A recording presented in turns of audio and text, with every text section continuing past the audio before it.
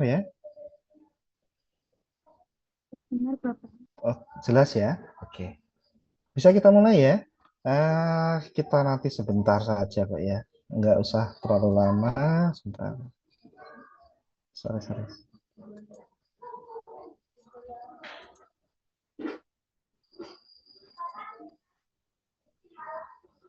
Oke, Oke, materi terakhir pertemuan ke-7 ya berarti ini ya. Sebelum kita UTS ya. Ke-7 disolusi terbanding ya. Tenang, nanti cuma ada 9 slide ya. Jadi tidak terlalu lama aja. Oke, bisa kita mulai ya. Oke, uji disuruh terbanding itu biasanya kita pakai untuk bioequivalensi in vitro ya. Jadi kemarin sebetulnya sudah ya produk-produk tertentu yang bioavailabilitasnya dapat ditunjukkan dengan fakta yang diperoleh secara in vitro yang dilakukan dalam lingkungan seperti in vivo yang sering disebut sebagai disolusi terbanding. Jadi intinya itu kita membandingkan antara disolusi produk uji kita dengan produk reference atau produk pembanding. Ya. Jadi uji disolusi terbanding digunakan untuk memastikan kemiripan. Jadi kalau kita bandingkan dengan produk pembanding itu mirip atau enggak berdasarkan disolusinya dan sifat-sifat produk obat dengan perubahan minor dalam formulasi atau pembuatan setelah izin pemasaran obat. Oke, jadi kalau kita produksi suatu obat itu sebetulnya secara umum kita harus uji in vivo. Uji in vivo itu kepada manusia ya, uji klinis ya. Cuma itu sangat susah dan sangat mahal ya. Tapi ada beberapa obat yang sebelumnya, materi sebelumnya ya, jadi seperti cuma ada perubahan kandungan yang kita produksi 4 miligram, sekarang kita produksi 8 miligram, itu kita boleh menggunakan uji disolusi terbanding. Oke, itu ya. Jadi profil disolusi ditentukan dengan menggunakan perbandingan faktor kemiripan atau similarity factor antara produk uji dengan produk berbanding. Sesederhana itu ya pengertiannya uji disolusi terbanding itu. Kita membandingkan profil disolusi obat yang kita uji dengan obat produk pembanding ya yang sudah dipasarkan. Yang produk pembandingnya itu tidak ini ya kita tidak bisa sembarangan menggunakan produk yang mana itu sudah ditentukan oleh BPOM. Nanti bisa dilihat produk obat sebagai pembanding uji disolusi pembanding uji disolusi terbanding itu di BPOM sudah ada. Oke, kita langsung ini aja ya. Uh, jadi parameter yang kita gunakan adalah F2. F2 itu adalah faktor kemiripan atau similarity factor ya. Jadi parameter ini menentukan faktor kemiripan jumlah obat yang terlarut dalam media disolusi serta waktu yang dibutuhkan obat terlarut dalam media disolusi. Oke, jadi ada dua parameter yang kita pakai. Satu waktu, kedua kelarutan obat. Kalau kita lihat dari rumusnya ini ya, ada F2 50 log dalam akar 100, dalam kurung 100 dibagi akar 1 ditambah sigma R. R itu reference, dikurangi T itu adalah tes atau produk uji kita, di pangkat 2 dibagi N. Oke. Oke. Bapak Ibu sebetulnya ini tidak terlalu sulit, malah lebih sulit yang kemarin kita uji ini ya, bioavailabilitas relatif dan absolut kemarin ya, langkah perhitungannya. Ini kita tinggal lihat R min T pangkat 2 ya. Jadi ini adalah kadar disolusi dari obat reference dikurangi dengan obat uji atau T di pangkat 2 dibagi dengan N. N itu adalah jumlah titik sampling atau jumlah titik waktu kita sampling. Jadi sebenarnya sangat sederhana, cuma rumusnya agak ribet. Oke, nilai F2 50 atau lebih besar 50 sampai 100 menunjukkan ekuivalensi. Jadi kalau kita setelah hitung ini nilai F2-nya itu 50 atau lebih besar dari 50, Banyak itu ya Pak kenalanku yang udah nikah gitu ya. Kayak masih pakai dua orang ini, Sandy. Siapa? sebentar nih ada iklannya. Oh, sudah. Oke, jadi ini kalau nilai F2 yang kita hitung itu 50 atau lebih besar. Menunjukkan ekivalensi. Ekivalensi itu kesetaraan, kemiripan kedua kurva yang berarti kemiripan profil disolusi dari kedua produk. Kalau mirip berarti produk kita bisa kita pasarkan gitu ya. Intinya sederhana itu aja. Oke, kita langsung contoh soal saja ya. Sorry, kebencet. Oke, yang pertama ya, kita coba kita lakukan pertama. Sebuah uji disolusi terbanding dilakukan pada obat model BCS kelas 2. Kondisi pengujiannya aparatus 2, jadi model pedal atau dayung ya. Mediumnya 900 mili, suhunya 37 plus minus 0,5 derajat Celcius, kecepatan putarannya itu 50 rpm. Sampling dilakukan pada, ini ada menit ya, jadi pada menit ke-5, 10, 15, 30, 45, dan 60 menit.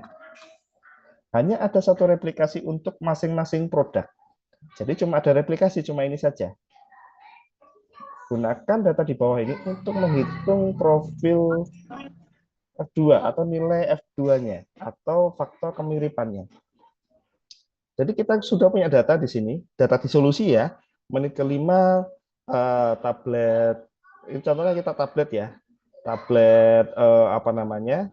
Tablet pembandingnya 10%, ujinya 12. Menit ke-10, 25, 27 dan seterusnya. Apakah mereka berdua ini mirip secara disolusi? Nah, kita bisa hitung dengan faktor kemiripan itu ya. Oke, ini saya sederhanakan ya. Nah, sebentar, gini aja.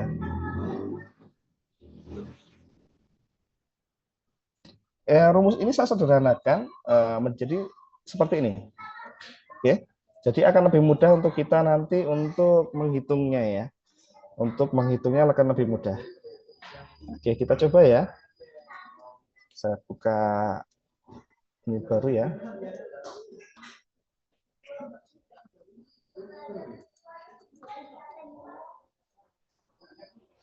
Sebentar ya Adam ya, kita rehat 5 menit ya.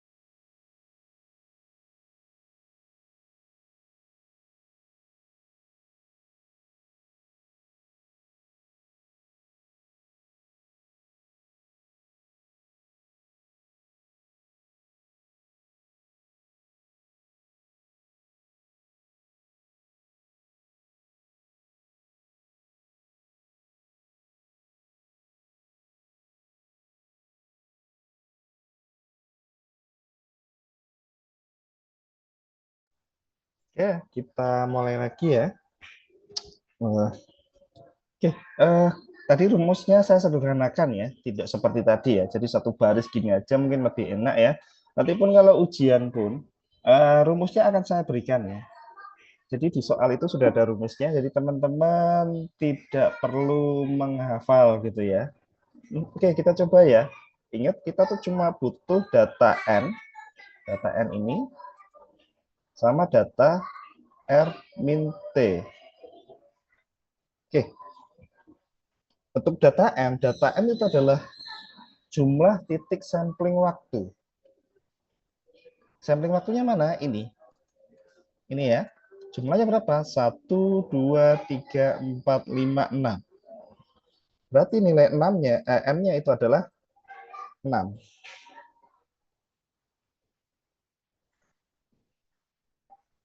Ya, saya ganti ya, 6 ya.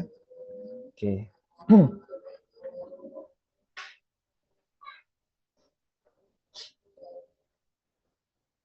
Lalu kita butuh data R min T pangkat 2 atau R min T saja. Jadi kita bisa di sini kita sudah punya data R, sudah punya data T, tinggal kita kurangkan.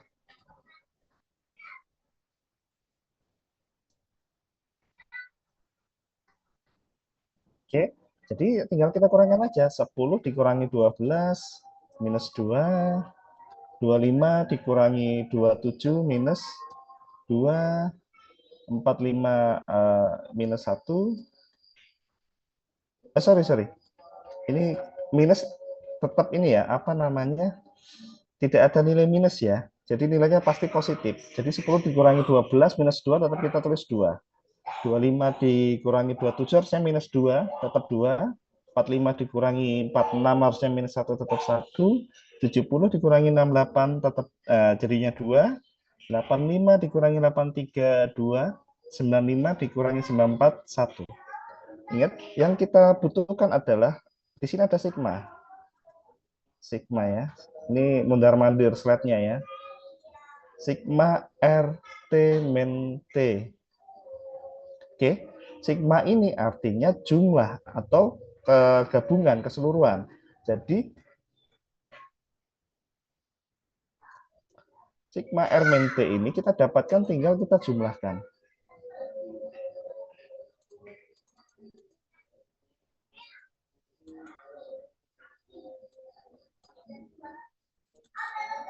Oke, jadi sigma atau jumlah dari RT min TT ini kita penjumlahan dari yang kita kurangkan tadi.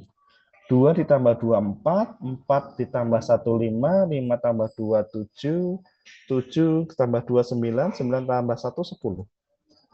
10.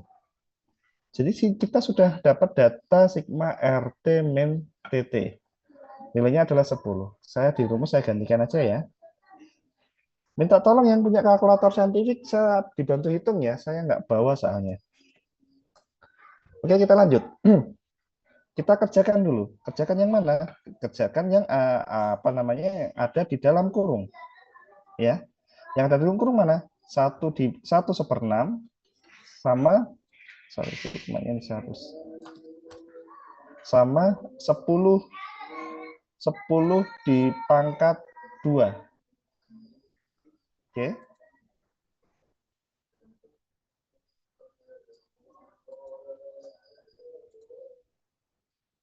Oke, kita ini dulu. 1 dibagi 6 berapa ya, Mbak ya? Mas ya? 0,1666 Bapak. 0,166. Oke, 10 pangkat 2, 100 ya. Dikali 100. Oke, kita sudah dapat data seperti ini. Terus mana lagi yang kita kerjakan? Yang kita kerjakan tetap yang ada di dalam kurung dulu.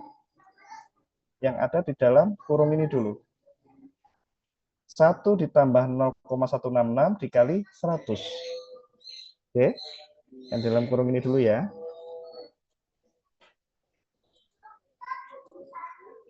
Oke.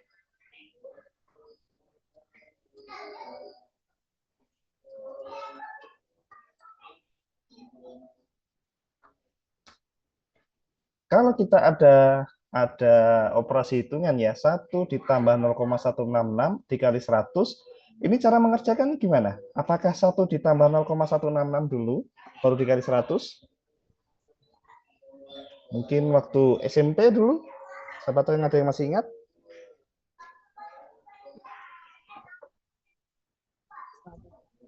Ada yang masih ingat? Perkalian dulu.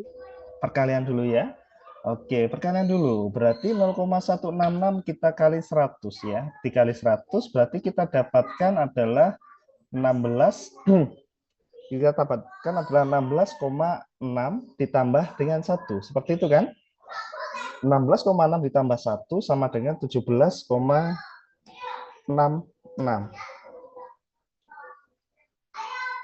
Sorry, 16, ya, 17,6.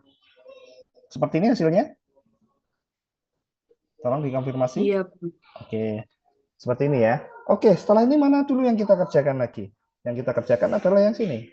Masih di dalam kurung. 17,6 coba dipangkatkan 0,5. Minus 0,5, sorry. 17,6 dipangkatkan minus 0,5.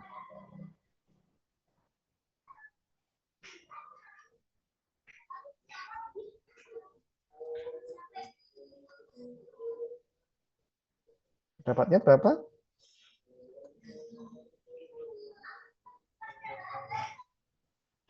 38. 38. Oke ya, kita dapat 38.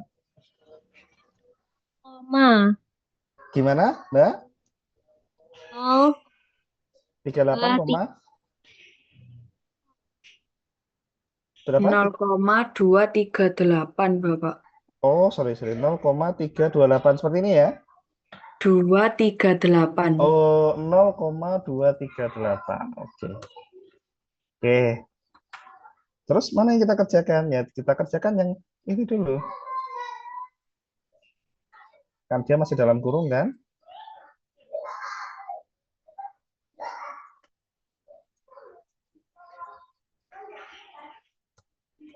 Oke, 0,238 kita kalikan dengan 100. Berarti kita dapat log 10 23,8.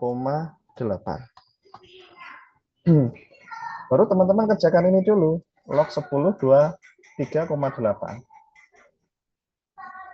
Dapatnya berapa?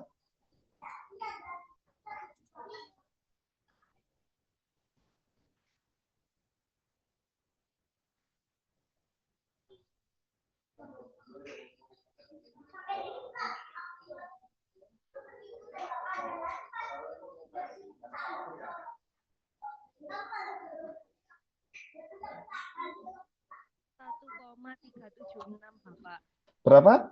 1,376. 1,376. 1,376. 10. Log 10. Dia dapat log 10.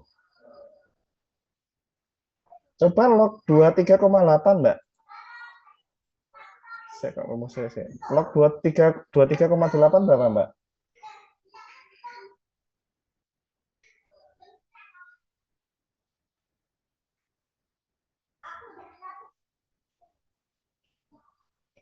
Seratus.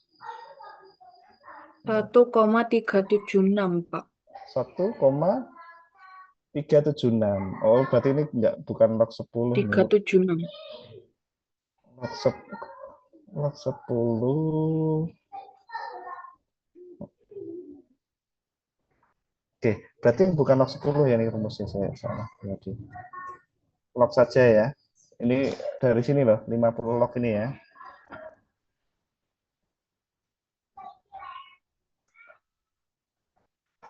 Sorry. Oke.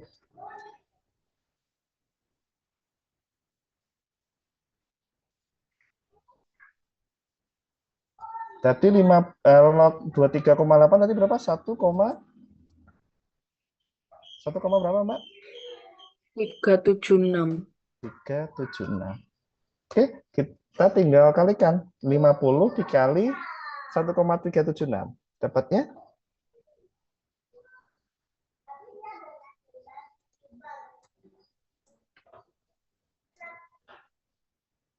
Dapatnya berapa, Mbak? 50. 68,8. Gimana? 8, 68,8. 68,8. Oke, seperti ini ya. Oke, kita dapat nilai F2 dari rumus dari soal tadi 68,8. Kita lihat persyaratannya. Nilai F2 50 atau lebih.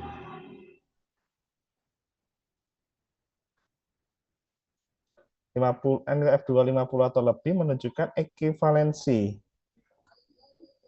Oke. Jadi intinya adalah ketika nilainya F2 itu 50 atau di atas 50, itu berarti setara atau ekivalensi ya di antara obat pembanding dengan obat yang kita punya, yang kita uji. Jadi bisa ditunjukkan bahwa uji ini berhasil ya. Uji ini berhasil bahwa kedua produk itu mirip. Kesimpulannya kedua produk itu mirip atau ekivalen atau serupa atau setara secara disolusinya ya. Jadi obat itu bisa kita pasarkan. Seperti itu. Jadi akan lebih simpel ya dibandingkan kita belajar kemarin menghitung AUC gitu ya. Gitu ya. Sampai sini ada pertanyaan sebelum kita latihan satu lagi? Ada pertanyaan?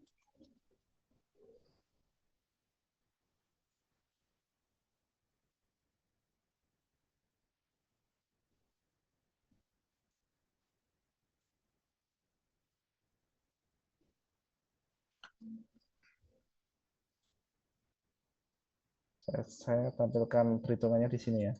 Kita masukin. Oke, ada pertanyaan? Kalau tidak ada pertanyaan, kita lanjutkan soal kedua.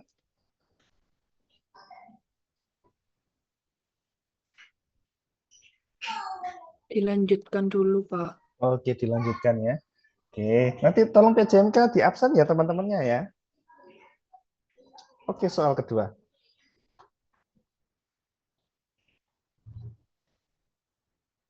Oke, uji disolusi terbanding tablet ketoconazole dilakukan untuk membandingkan profil disolusi produk uji atau T dan produk reference R dari obat model BCS kelas 2. Pengujian dilakukan menggunakan aparatus 2, pedal ya, pedal itu berarti dayung, 900 mediumnya 900 mili, suhu 37, kecepatan sekian dan titik sampling sekian. Kalau teman-teman semoga ingat ya, teman-teman besok kalau waktu masuk apoteker ya ada ujian namanya ujian kompetensi ya. Ada pasti soalnya modelnya seperti ini. Kalau sudah uji disolusi terbanding, berarti data ini adalah data pengecoh atau data tidak berguna. Jadi teman-teman nggak usah dipikirkan lagi data-data yang ini. Metode itu biasanya dipakai memang untuk pengecoh. Data ini tidak dipakai. Yang kita pakai apa datanya? Ini 5, 6, 10, 45, 15, dan 60 menit.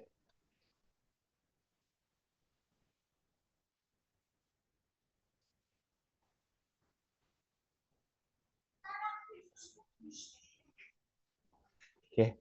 Yang kita pakai adalah data ini, 5, 10, 15, 30, 45, 45 dan 60 menit. Data ini adalah menunjukkan data N. Data N yang di sini tadi ya, data N atau jumlah titik samplingnya. Ada 1, 2, 3, 4, 5, 6. Oke. Besok teman-teman kalau sepertinya di apoteker nggak akan di ini lagi ya, nggak akan diajarin lagi ya. Ada soal seperti ini, pasti ada rumusnya di dalam soalnya itu. Jadi teman-teman tinggal masukkan saja. Oke. Nah, sebetulnya untuk soal ini kita cuma butuh data N sama R minus T. Atau kadar disolusi reference dikurangi T. Kita cuma butuh ini nih, nilai 2 data saja, N sama sigma atau jumlah R dikurangi T. Disolusi pembanding dikurangi disolusi uji. Kita cuma butuh data 2 itu aja. Jadi yang lainnya nggak usah dianggap saja. Itu akan memperlama waktu teman-teman mengerjakan. Tapi kalau soal di ujian kompetensi itu biasanya tidak sepanjang ini ya. Tidak ada tabel-tabel seperti ini. Malah kadang cuma sudah disebutkan nih R-min P-nya berapa. Nah, ini akan saya punya data yang berbeda. Saya punya data yang berbeda ya. Jadi di sini ada data produk referensi atau L atau pembanding. Ternyata teman-teman kalau masih ingat, uji disolusi itu dilakukan ada 6 tablet. Gitu kan? Kalau masih ingat waktu di sediaan solida, uji disolusi itu sekali uji itu harus 6 tablet. Makanya kalau alat disolusi itu ada 6. Ada 6 labunya, labu disolusinya itu ada 6. Karena memang satu running pengujian itu ada 6 tablet. Nah, ini untuk tablet referensinya saja kita punya 6 nih. Kita punya 6 tablet. Oke, ada replikasi 1 sampai 6.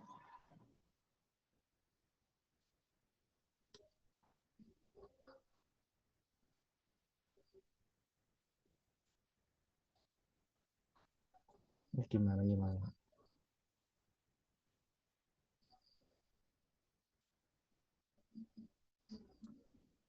Oh, nggak mau berubah juga ya.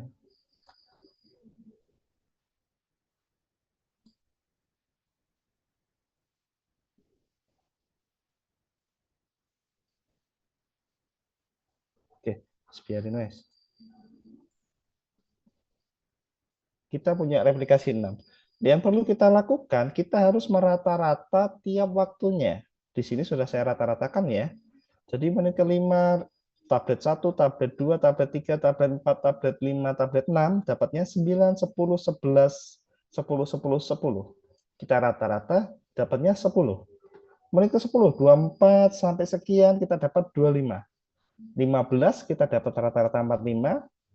Menit 30 kita dapat 70.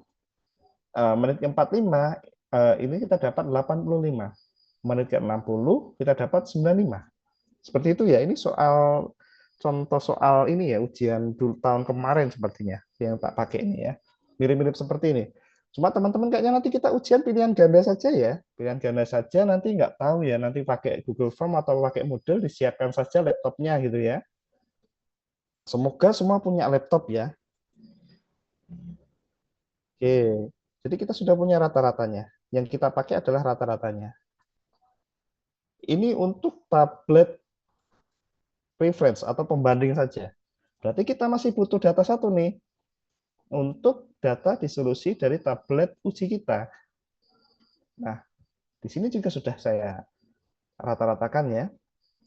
Kita sudah dapat rata-ratanya di sini. Mirip-mirip tadi soalnya ya. Lalu kita tinggal hitung saja. Ini saya rekapkan ya, sudah saya persingkat saja.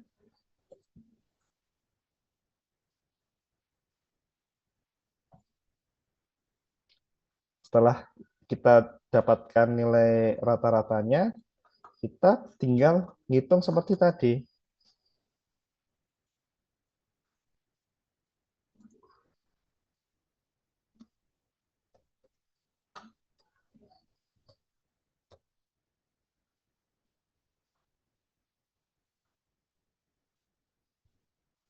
R min T-nya. Selisih dari R dikurangi T. Oke, sama seperti tadi, 10 dikurangi 12, 2, 25 dikurangi 272, 45, 1, 70, 68, 2, 85, 83, 2, 95, 94, 1. Oh sama ya, 10 ya ini ya. Saya tak ganti wes. Oke, kita pura-puranya tak ganti saja 13.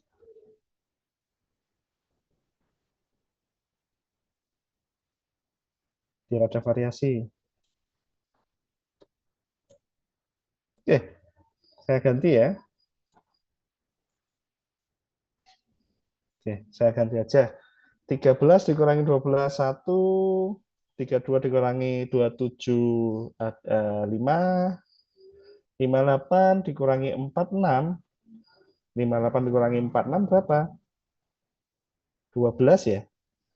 12, lalu 70 dikurangi 2, 8583, 2, 95 dikurangi 94, 1. Oke, kita baru jumlahkan R min T-nya.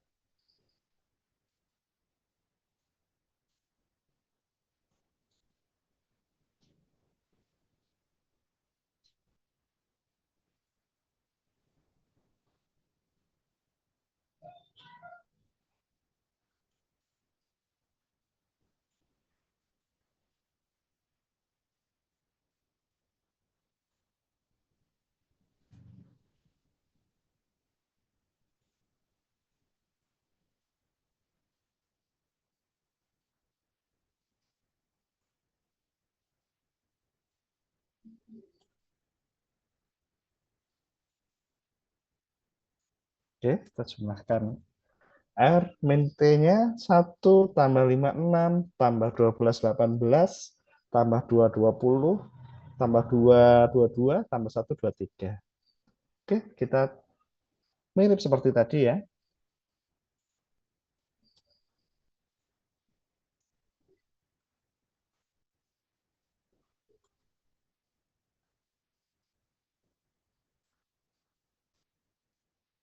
Oke, N-nya adalah jumlah titik sampling. Jumlah titik sampling tadi di soal adalah 5, 1, 2, 3, 4, 5, 6. Oke, ada 6 ya.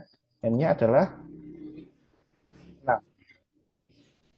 Terus sigma dari R min T kita dapat tadi 23.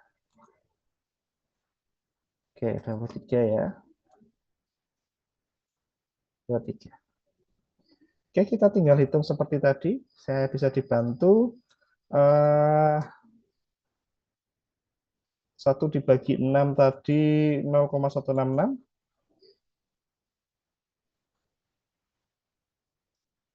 23 pangkat 2 berapa ya?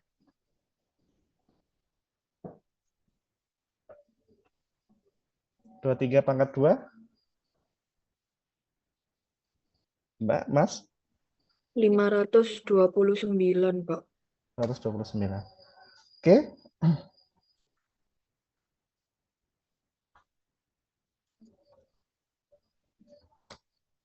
Oke, lalu kita hitung yang ini dulu. Seperti tadi ya. 0,16 ini ada kali ya. 0,166 dikali 529 ditambah 1. Dikali dulu, baru ditambah 1.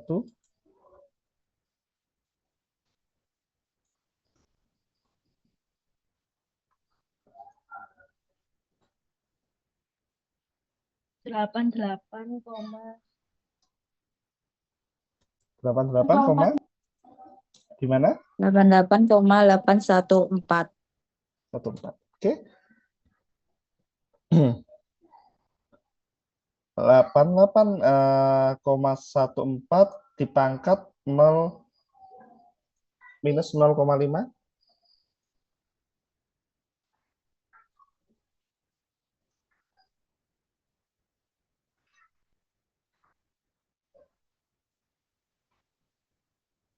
Dapatnya berapa? 0,106. 0,106. 106. Oke ya, berarti 0,106 kita kalikan dengan 100, kita dapatkan 10,6 ya.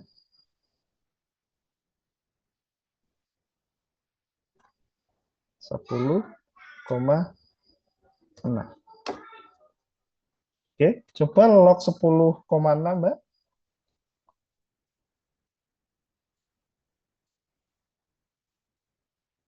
1,025. 1,025. Berarti 1,025 dikali 50. 51,25. 1,25. 1,25. Ini ya, benar ya? 51,25 ya. Oke.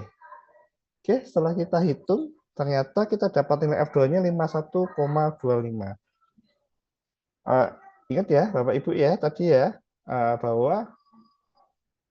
bahwa persyaratannya ketika nilai F2-nya 50 atau lebih besar, itu kita katakan setara. Seperti itu ya. Jadi mungkin nanti di soal nanti pilihan ganda ya, tetap ini keluar. Cuma soalnya nanti teman-teman akan mendapatkan data seperti ini ya, banyak data pengecoh, ada data titik sampling, lalu nanti ada data jumlah R min T ada sebesar 62 taruhlah. Nah, mungkin datanya teman-teman cuma pakai yang jumlah titik sampling sama R min T-nya saja kalau ada di soal seperti itu. Karena soal kita adalah soal nanti pilihan ganda, tetap ada seperti ini. Diharapkan ujian nanti tetap bawa kalkulator ya. Ini kalau isian biasanya teman-teman nanti banyak sing nilainya elek soalnya, nggak ada ininya. Oke, seperti itu. Ada pertanyaan? Ada pertanyaan? Nah, sebetulnya ini lebih mudah ya dibandingkan dengan kita hitung AUC kemarin ya. Karena ini sebetulnya cuma matematika dasar. Boleh teman-teman pakai rumus yang ini, rumus yang di atas ini boleh kalau paham ya. Kalau bisa memahami boleh pakai yang ini atau boleh pakai yang bawah. Itu ya. Ada pertanyaan sampai sini? Kita ujian tanggal 18. Oke, kita ujian tanggal 18 kalau tidak salah. 18 berarti itu Selasa ya, tanggal 18. Oke, ya Selasa ya. Tanggal 18 itu Selasa. Yang perlu disiapkan itu adalah kalkulator, lalu nanti teman-teman boleh membawa satu lembar kertas kosong ya, boleh. Penting itu cukup untuk hitungan ya. Jadi nanti coret-coretannya satu lembar ya. Satu lembar saja, teman-teman bawa sendiri, boleh folio, boleh HVS, sembarang. Itu buat teman-teman, pakai kertas buram juga boleh. Sembarang untuk senyamannya teman-teman aja. Ya, lembar kosong, kalian mau isi contekan ya nek nggak ketahuan ya alhamdulillah ya. Nggak ketahuan ya nasibmu berarti. Nggak usah ditulis atau coba-coba nulis rumus ya, karena nanti di soal sudah saya kasih rumusnya. Saya kasih rumusnya, nek perlu nanti dikasih keterangannya sisan, keterangan apa namanya, seperti ini, RT-nya apa, T itu apa, N itu apa, gitu ya. Sampai sini ada pertanyaan, Bapak Ibu? Mbak, Mas, ada pertanyaan? Mohon maaf Bapak izin bertanya. Berarti untuk UTS-nya itu bisa menggunakan Moodle atau Giveform gitu nggih? Iya, antara dua itu ya, saya yang nanya kok belum bisa ya. Antara dua itu saya lihat dulu ya. Nanti kalau di Moodle ternyata kita membukanya soal itu tidak bisa membuka aplikasi yang lain, pakai Moodle. Kalau masih buka ya sama saja. Kalau masih bisa membuka aplikasi yang lain sama aja kita pakai Google Form ya. Ya, nanti kan teman-teman kan bisa masang plugin ya supaya jawabannya kelihatan kalau pakai Google Form gitu. Karena jawabannya tak awur gitu aja nanti. Itu ada pertanyaan lagi enggak? Boleh semateri ini atau untuk ujian?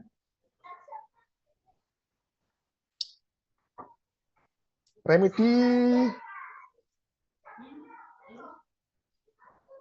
ada nggak ya remedi ya? Oke, nanti remedi mungkin ini ya. remedi hanya saya berikan kepada teman-teman yang di bawah nilainya 55. Batas kelulusan 55 ya. Di bawah nilai 55 itu untuk nilai, tapi remedinya nanti esai.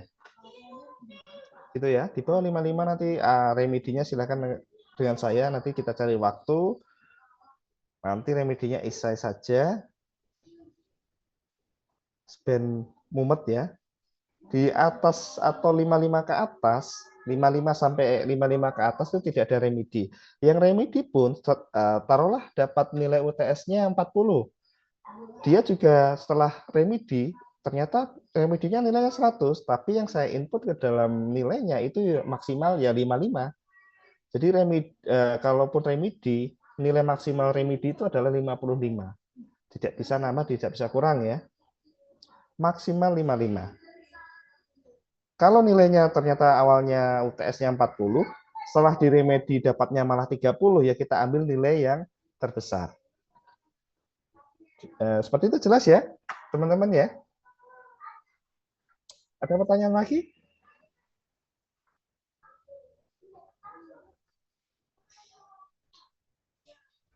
Oh, ini ada chatnya apa nih? Bapak izin kalau pakai tab apakah bisa? Wah, ini tab ki ya. Nanti tak coba ini ya, tak lihat ya. Tapi siap-siap ya. Coba lagi. Mas, wah, namanya panjang, panggilannya siapa lagi? Fat, Tama, Pradi, apa Muhammad nih? Mas Tama ya, Mas Tama nanti saya lihat lagi ya. Jaga-jaga cari temenmu yang punya laptop. Masuk podo nggak duwe laptop? Sesuk skripsinan piye iki? Ini kan sudah pada proposal tuh kayaknya. Belum ya?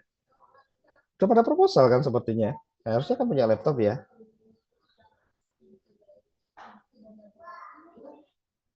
Oh, iki mana iki Nabila dan Najwa. Dua-duanya rusak berarti ya, Mbak ya. Dua-duanya laptopnya rusak ya. Apakah bisa pakai HP? Ya nanti saya lihat lagi ya. Tapi siap-siap cari pinjaman gitu aja ya. Saya mungkin nanti 3 hari sebelumnya saya infokan ke PJMK ya. Saya infokan ke PJMK. Nanti jumlah soal, device-nya apa, lalu waktunya berapa, itu nanti saya infokan maksimal 3 hari sebelum ujian. Berarti tanggal 15 itu hari Sabtu ya. Hari Sabtu maksimal saya sudah infokan ke PJMK.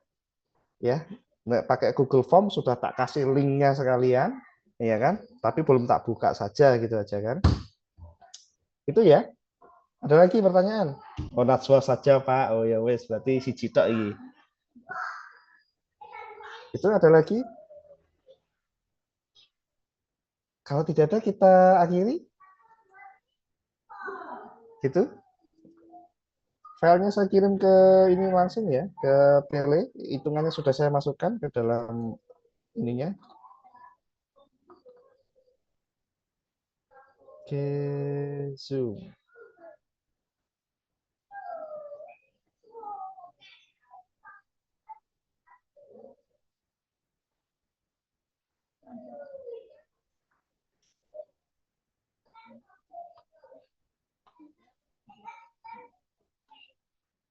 Oke, silakan di-download ya. Silakan di-download. Gitu, atas terakhir ada pertanyaan. Nek diem berarti nggak ada pertanyaan nih. Oke ya, kalau tidak ada pertanyaan saya gini ya, Bapak Ibu sekalian, teman-teman sekalian, Mbak Mas sekalian. Semoga bisa bertemu lagi ya. Bertemu lagi pada kesempatan yang berbeda ya, jangan di biofarmasetika lagi ya. Siapa tahu teman-teman besok bisa jadi apoteker ya. Masuk apoteker, kita bisa ketemu. Saya nggak ngajar apoteker, mungkin kita akan ketemu di pembekalan ujian kompetensi atau pembekalan ujian OSCE ya. Semoga kita bisa bertemu lagi pada kesempatan seperti itu. Jadi saya harapkan teman-teman bisa lanjut apoteker semua gitu ya. Mungkin dari saya ini ya, sekian ya materi dari saya ya.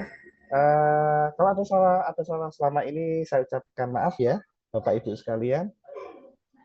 Sampai jumpa lagi. Saya tutup ya. Kalau tidak ada pertanyaan, saya tutup. Wassalamualaikum warahmatullahi wabarakatuh. Waalaikumsalam.